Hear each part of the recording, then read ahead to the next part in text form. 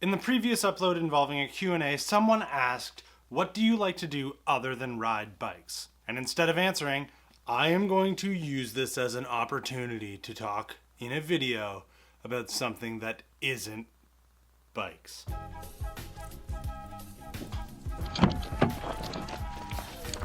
Hey! Obviously, the first thing to take into account is Norton. He's a border collie, therefore a ball of energy, and requires a lot of exercise and time. How much work is Norton? Moderate.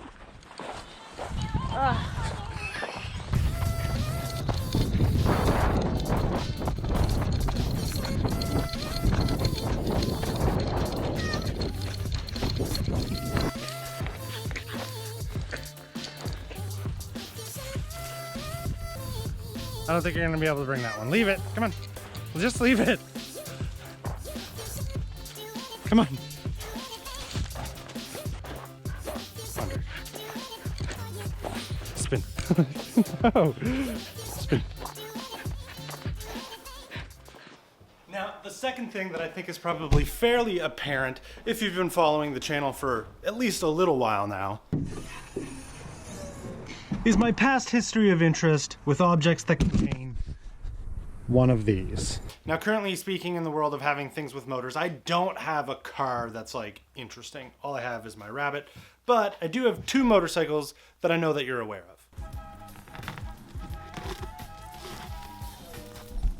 I do know that you're at least somewhat familiar with this thing, with it having lived in the shed for so many different Spindat vlogs.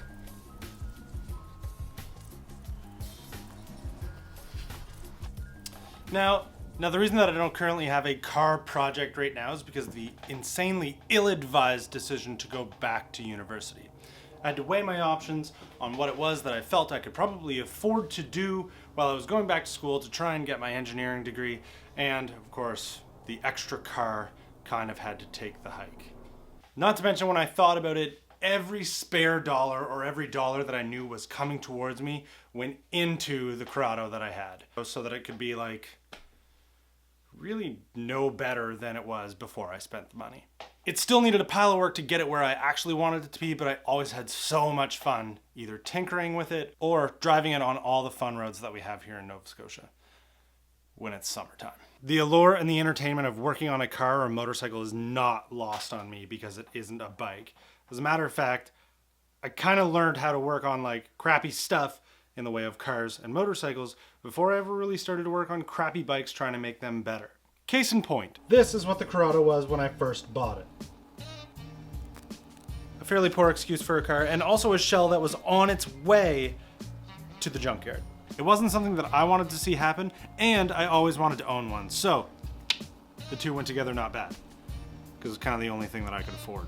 So my friend Chris, who actually owned it before I did, started to put it back together. Chris did all the paint work, and I actually put it together.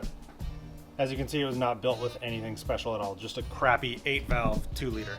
But I had it, so I put it in. It's fun to look at these old pictures of it.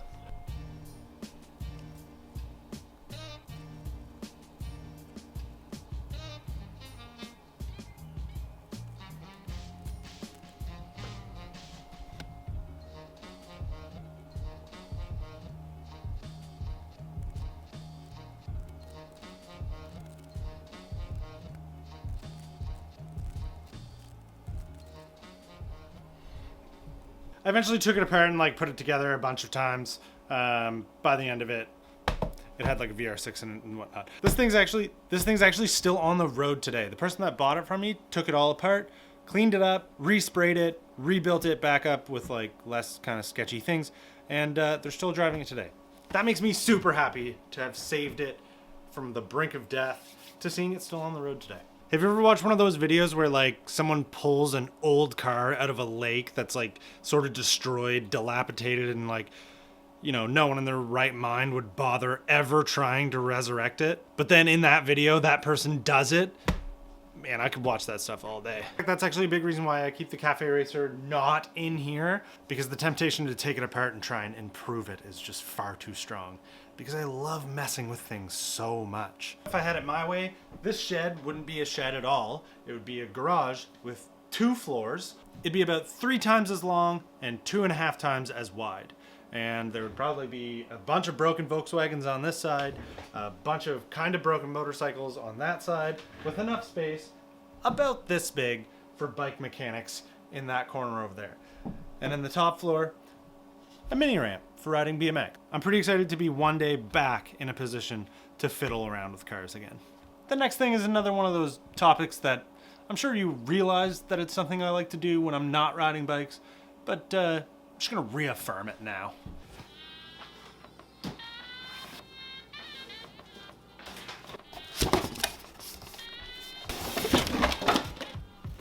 Now, if you've been with the channel for a little while, you know I'm no stranger to using a sewing machine.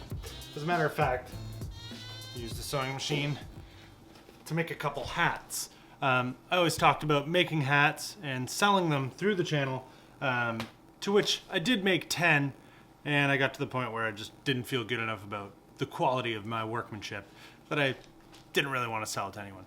I actually threw those out like 2 weeks ago. I actually started sewing wanting to get into automotive upholstery, and as a matter of fact, I actually did get a couple commission jobs out of it.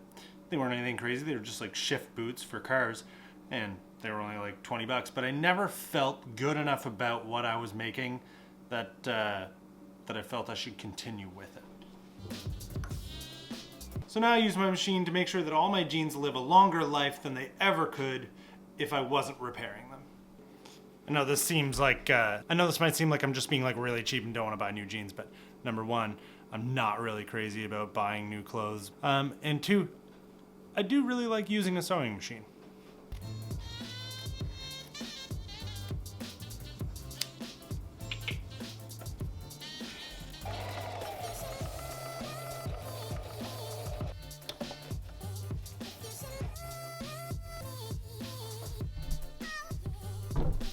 There, that problem is solved. 2 pairs of jeans probably last at least another season.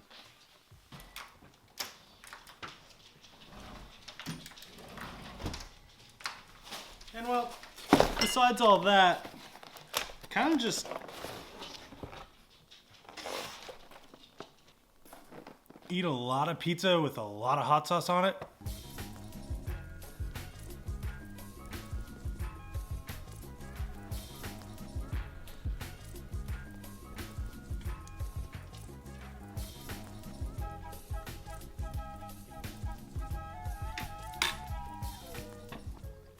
And I watch like a pretty alarming amount of videos about like entrepreneurship, investing, finance, and economics. Like a lot of videos about that stuff. I also really like running, but I know none of you like to hear that, so you just kind of edit that part out. Where are all my friends?